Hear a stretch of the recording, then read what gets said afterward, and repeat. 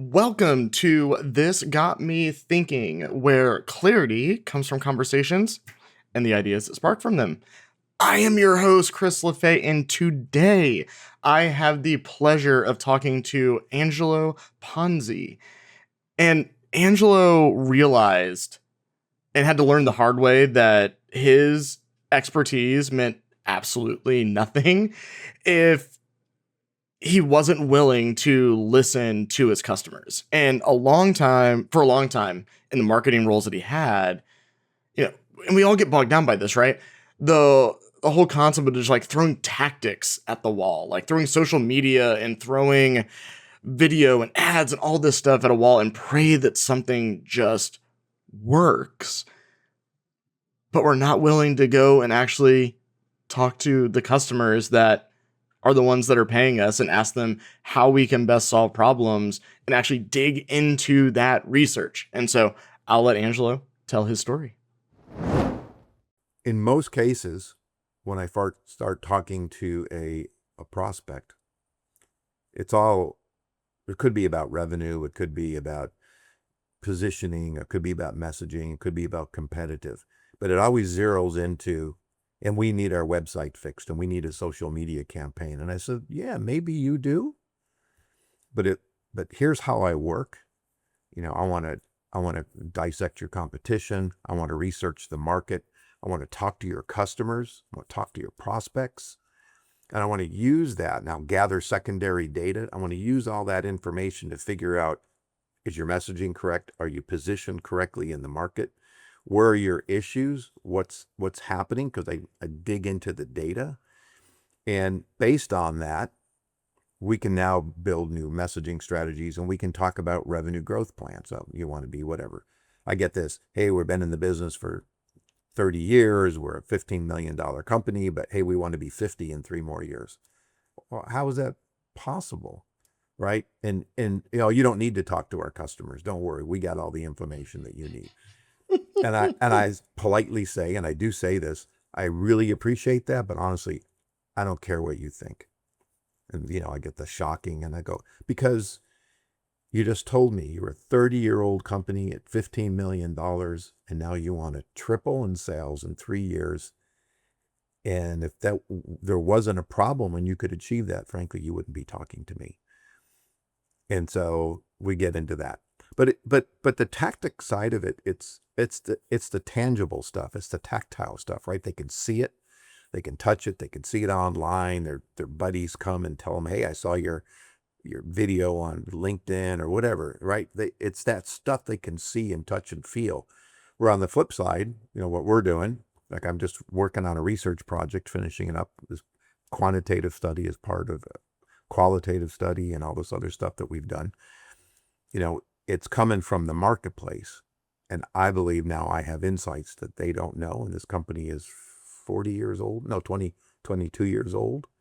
And now I think we can better position them. For example, one of the things I was looking at their email campaigns, and I always try not to ruffle the marketing people's feathers because they see me, they go, yeah, we're happy you're here, but they're really not.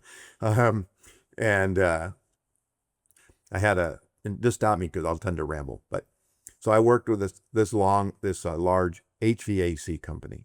I mean, the stuff that goes like hotels and, commercial buildings, big stuff. 72 years old company when I started working with them. Current management, been there about 26 years. And I was referred in by a fractional sales leader and says, their message, you really got to work on their messaging and stuff like that. So I showed them my process. They agreed to go through it. But when it came to talking to their customers, it was like, you know what? You really probably don't need to do that. They love us.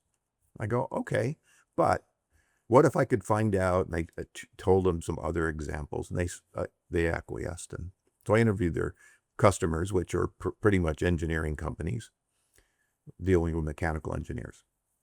And at the end, I came back and I said, well, number one, congratulations. They do love you. They think you guys are great.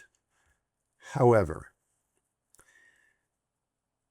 the engineers that love you are in their early 60s, mid 60s, and they're ready to retire. And that comment you made that the younger engineers will go with the older engineers, well, that's not going to happen. Number two, that 25 to 50-year-old engineers, they don't actually like you. Why? Because you don't offer any environmentally friendly products. And you don't. You're not nowhere in their portfolio. And so they're turning to your competitors who are now also offering them package deals that you don't offer. So unless we change, or you change your mindset, get some new products in, and then maybe doing, whatever educational programs, but you got to get close to these folks, because your market, you might not make it to, you'll make it to 75, but you probably won't make it to 80 if you don't change your mindset. So just those little pieces of nuggets, and there were other things, but just those three things help change their thinking that, yeah, maybe we need to, beyond, taking the orders, that we need to, really dig in and keep on top of our customers and understand their motivations and behaviors and shifts in the market. And, there was a massive shift into environmentally friendly products, and they missed it by, by years, and it could have crippled them. So I see a lot of that stuff when you kind of dig in. One thing that you mentioned a little while ago is, I think it was around the time that you got started kind of in this fractional space, is that you actually went to go work with some of your competitors, because they've never had somebody like you. What was your thought and mindset about going in and actually taking your competitors and turning them into customers? Yeah, so that actually was, 15, 16 years ago. So I was with an agent. Oh, here's the story. So I was with an agency. I tried to buy the agency, and then they pulled out on the deal.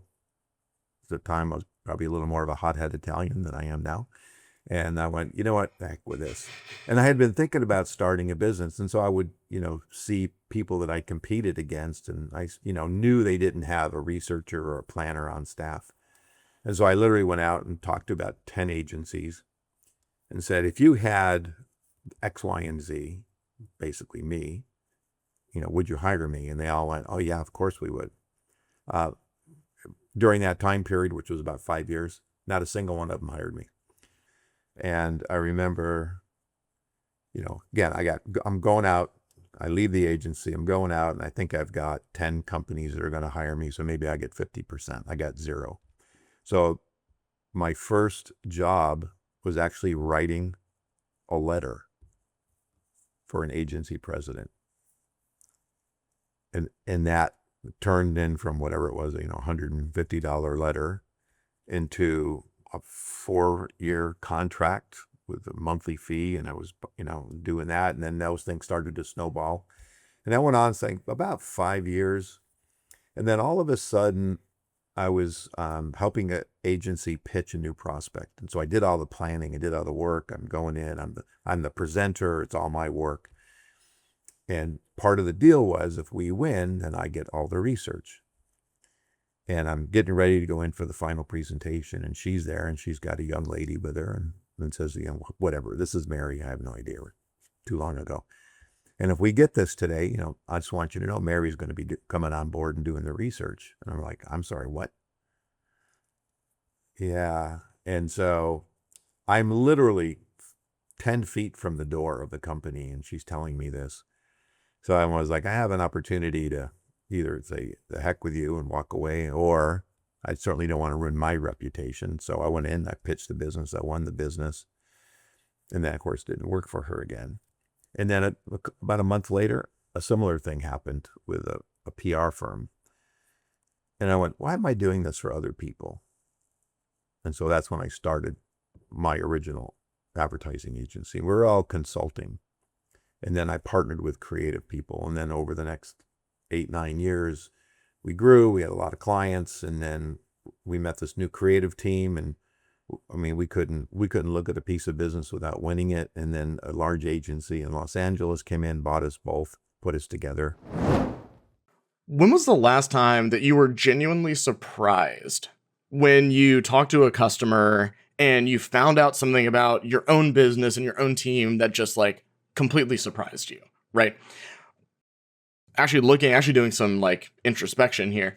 We brought on somebody to talk to our customers to really figure out what direction we should go as a business from like a service line perspective. And at the time, we were doing website, some social media work, a little bit of ads, not really SEO, maybe a touch of branding and messaging. And we had clients that we were actively working with across all those spectrums. And when this unconnected third party person that we brought on actually went and started talking to probably 5 to 10 of our key customers that we've had for a while, he asked very simple questions. And at the end of the day, what he found out was the through line between all of those customers that touch all those different service lines was A, they got in touch with us originally because we built websites. And 2, most of them said, the folks that did other marketing services said, their marketing services are good, but honestly, their web stuff is better. They don't really even need to do, like, we're fine with this marketing stuff. It's going well, but honestly, let's just double down on web and not even worry about marketing. And that was the light bulb moment for me. It was like, hey, we're trying to do all of this stuff and we're doing good work, but it wasn't the type of work that our customers needed. And we didn't bring the very precise expertise to see everything strategically as it's all encompassing rather than and we were just basically going out and throwing tactics against the wall. Now, thankfully, those tactics were working. They were driving revenue the whole 9 yards, but didn't fit into what we should be focusing on. And that feedback from customers that we were not asking them ourselves, we only learned when we got somebody from the outside to go in and interview them and chat with them and figure out, why do our customers like us?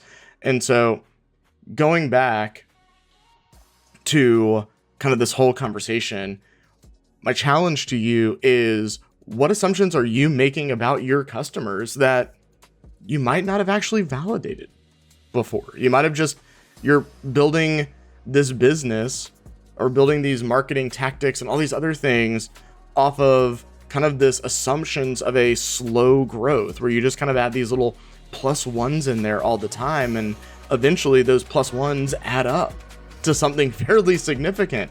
And it might not actually be that important. That's what Angelo got me thinking.